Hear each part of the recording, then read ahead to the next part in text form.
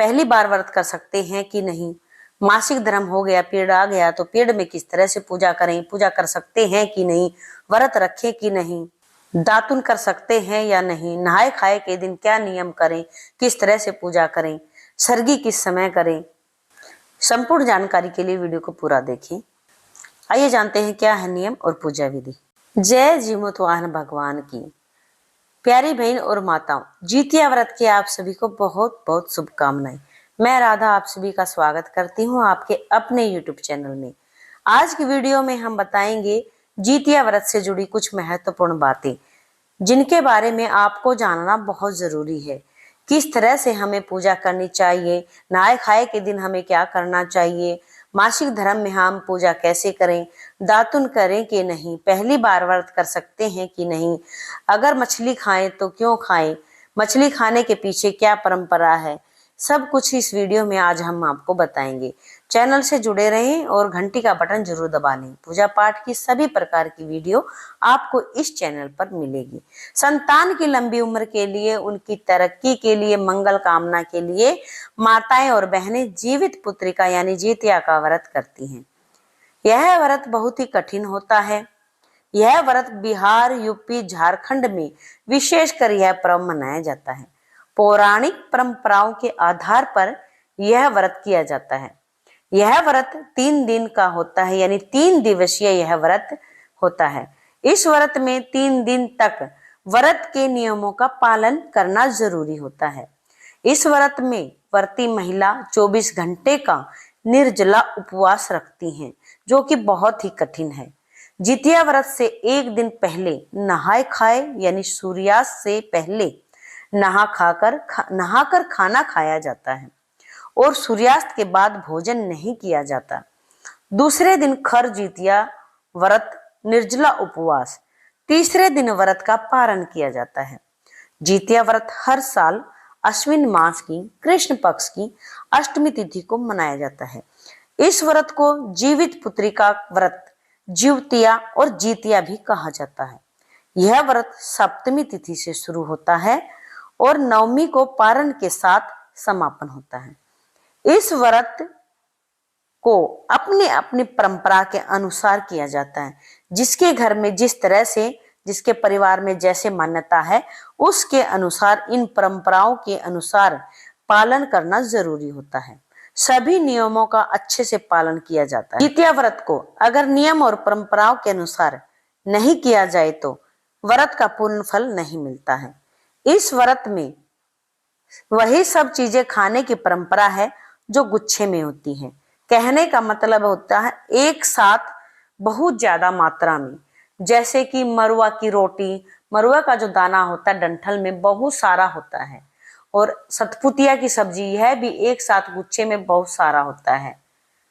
जैसे नौनी का साग खाया जाता है, नौनी की एक टहनी को अगर कहीं लगाया जाए तो वह भी बहुत सारा फैल जाता है। इसमें प्रचुर मात्रा में कैल्शियम और आयरन पाया जाता है।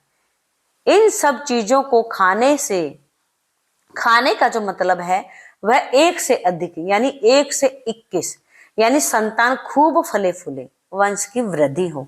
वैसे तो व्रत का नियम लगभग एक जैसा ही है हर क्षेत्र का, लेकिन थोड़ा थोड़ा अलग है, बाकी सब एक ही जैसे है। कई जगह मछली खाने की परंपरा है नहाए खाए के दिन, लेकिन हिंदू धर्म में तामसिक भोजन, लहसुन, प्याज और मांस खाना वर्जित माना जाता है।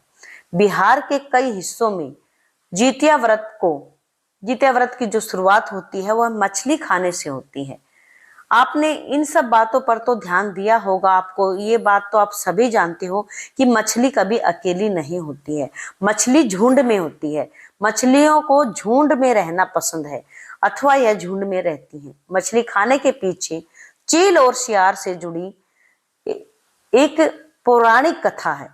इस कथा के आधार पर मान्यता है कि मछली खाकर व्रत की शुरुआत करनी चाहिए। यह परंपरा सदियों से चली आ रही है। सप्तमी के दिन नौनी का साग, मड़ुआ की रोटी और सतपुतिया की सब्जी बिना लहसुन प्याज की पहले चीलों और सियारों को नौनुआ के पत्तों पर देते हैं और अपने पितरों को देते हैं, फिर खुद खाते हैं और फिर घर के सभी सदस्य भी प्रसाद के रूप में खाते हैं। नोनी का साग, मड़ुआ की रोटी और सतपुतिया की सब्जी खाते हैं। इसके बाद ही कोई और भोजन और कोई खाना खा सकते हैं, पहले ये खाया जाता है। तो जहां मछली खाने की परंपरा, वहां मछली बनाकर खाते हैं सप्तमी के दिन, यानी नहाए खाए के दिन। फिर व्रत वाले दिन सुबह यानी मध्य रात्रि में उठकर भोर में सरगी करते हैं। ब्रह्म मुहूर्त से पहले पहले इसी समय ओठगन भी रखा जाता है, जो गुड़ और आटे से बनता है। यह अपने बच्चों के हिसाब से बनता है। यह भी एक पकवान होता है। यह अपने बच्चों को खिलाया जाता है। व्रत वाले दिन दूसरों को, किसी लोगों को नहीं दिया जाता है। फिर जब पारण करते हैं, वही नोनी का साग, सतपुतिया की सब्जी, मड़ुआ की रोटी पहले चीलों और सियारों को, पितरों पितराइन को और जीवतवान भगवान को, इनको भोजन रखा जाता है। पहले उन्हें पारण कराया जाता है, फिर खुद खाया जाता है। कई जगह गाय का दूध पीकर भी पारण कर लेते हैं।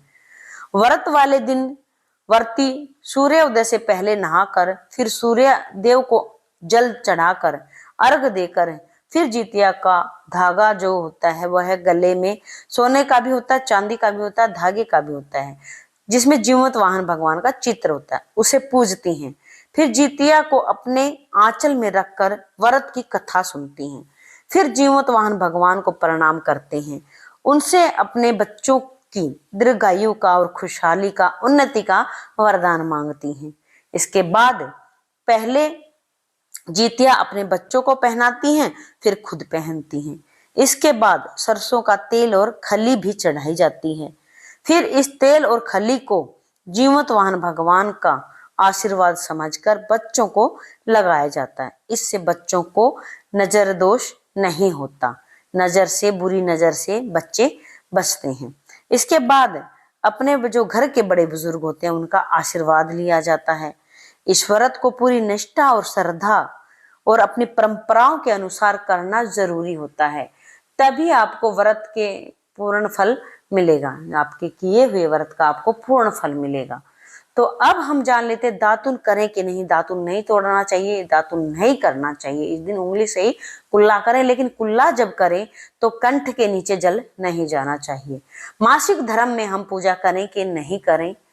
मासिक धर्म में हम पूजा तो नहीं कर सकते हैं, लेकिन व्रत को छोड़ा भी नहीं जाता है। व्रत तो हम रखेंगे, लेकिन शारीरिक पूजा हम नहीं करेंगे, मानसिक पूजा हम करेंगे। अगर आपके पति हैं, आपकी जेठानी हैं, तो वो आपके बदले आपकी पूजा में आपका सहयोग कर सकते हैं, लेकिन आप पूजा नहीं कर सकते। पूरा नियम रूल वही फॉलो करेंगे आप, लेकिन पूजा नहीं कर सकते।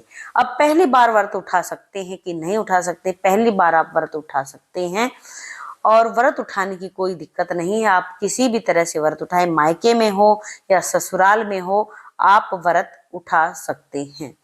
और पारण आप, मैंने वीडियो डाल रखी है, पारण आप 15 तारीख को सुबह करें। सुबह 5 बजकर कुछ मिनट से है और 7 बजकर 25 मिनट के बाद से आप व्रत का पारण इसी बीच में आप कर ले। जितना आपसे रहा जाए खर उतना अच्छी बात है। अगर नहीं रुक सकते हैं तो आप इस मुहूर्त में आप अपने व्रत का पारण कर सकते हैं। तो प्यारी बहनों और माताओं, आज की वीडियो अगर आपको अच्छी लगी हो, थोड़ी सी भी आपके काम आई हो, या आपको लगता है कि आपको काम आने वाली है, आपको पसंद आई हो, तो प्लीज चैनल को सब्सक्राइब कर लेना। आपका एक कमेंट, आपका एक लाइक और आपका एक सब्सक्राइब हमें बहुत सपोर्ट करता है, मोटिवेट करता है। तो प्लीज सब्सक्राइब जरूर करें। जय जीवतवाहन भगवान की। हे जीवतवाहन भगवान सभी बहनी और माताओं पर अपनी कृपा लुटाना, अपनी कृपा बरसाना और सभी बहनों को दीर्घायु संतान और निसंतान को संतान जरूर देना। जय जीवतवाहन भगवान की। जय जीवतवाहन भगवान।